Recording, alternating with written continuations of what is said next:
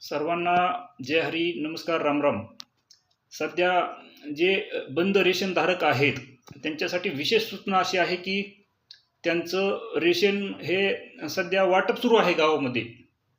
तर जे पहिल्या लॉटमध्ये एकूण 59 बंद रेशन धारक लाभार्थी होते, त्यांचे आपण मागील 2 महिन्यापूर्वी तहसील कार्यालय केज येथील पुरवठा विभागामध्ये रितसर अर्ज दाखल केलेले आहेत.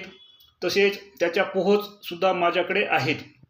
तर आता सध्या रेशन वाटप सुरू असल्यामुळे आपण सर्वांनी काय करायचं आहे, आपल्या गावातील जे अधिकृत रेशन दुकानदार आहेत त्यांच्याकडे जाऊन आपले स्वतःचे रेशन हे आलेले आहे का ते बघायचं आहे.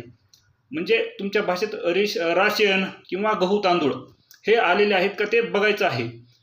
जर आले असतील तर आपण खरेदी करू शकतात.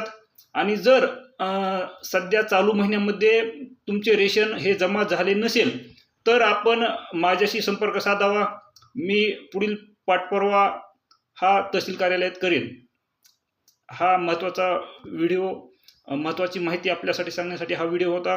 कारण असं काही जणांचं म्हणणं आहे की त्यांना मराठी हे वाचता येत नाही. त्याचं कारण असं आहे की आपण ग्रामीण भागामध्ये राहतो आणि बरेच आपल्या जनसेवा गटमधील सदस्य हे निरक्षर आहेत.